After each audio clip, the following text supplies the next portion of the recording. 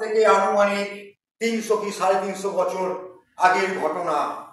আমাদের এই পৃথিবীতে অনেক গাছের মাঝে একটি গাছ সারা বিশ্বের কাছে খুব জনপ্রিয়, খুব প্রিয় ছিল। জানো কেন?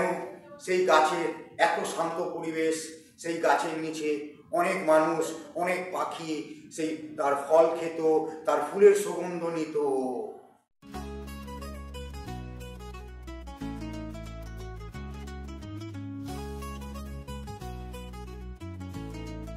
হঠাৎ একদল দস্যু ওই গাছে আক্রমণ করে বসলো। তাদের সহ্য হলো না। তারা দেখলো সারা বিশ্বের মধ্যে এমন একটা গাছ আছে যেই গাছে এত শান্ত, এত শান্ত, এত শান্ত, কি করে এরা থাকতে পারে? অত্যাচার, অত্যাচার, অত্যাচার, চারিদিকে শুধু খালি অত্যাচার হয়ে যাচ্ছে, অত্যাচার হয়ে যাচ্ছে। সেই দস্যুরা যখন সেই গাছের পাকা কাঁচা সব ফল খেয়ে ফেলে নষ্ট করছে, সেই গাছের ডাল কেটে ফেলছে, পাতা এদিক এদিক সেদিক ছিঁড়িয়ে ছিঁড়িয়ে করছে, তখন অনেক যুবক যাদের রক্ত তাজা ছটফট ছটফট করছে, তারা সেই গাছকে বাঁচাবার জন্য নিজেদের রক্তের বলিদান করে গেল, নিজেদের জীবন বলিদান করে দিল। অনেক কষ্টে, অনেক বলিদানের পরে সেই গাছকে রক্ষা করা সম্ভব হলো ওই দস্যুদের হাত থেকে।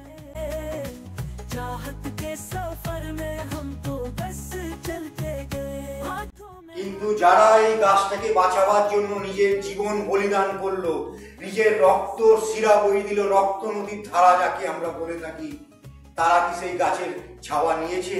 নেয়নি। তারা কি সেই গাছের ফল খেয়েছে? তারা কিন্তু সেই গাছটাকে বাঁচিয়েছে।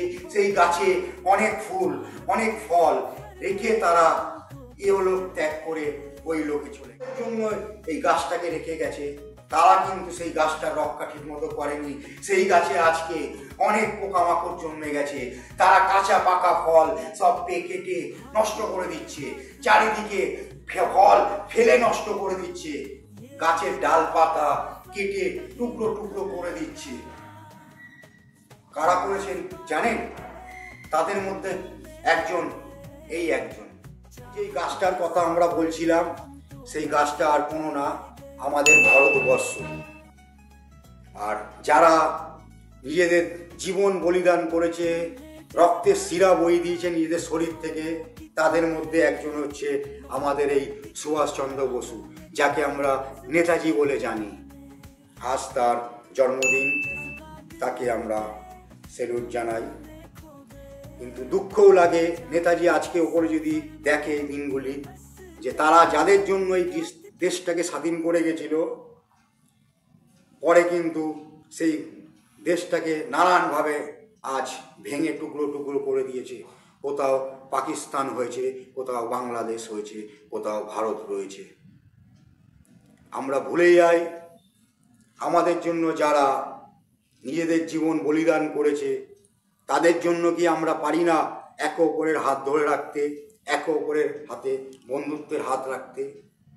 তো আজকের দিনে এসো সবাই মিলে শপথ করি সেই পুরনো সেদিন 350-400 বছর আগে, যখন আমরা সবাই মিলেমিশে একসাথে এই গাছের মধ্যেই থাকতাম।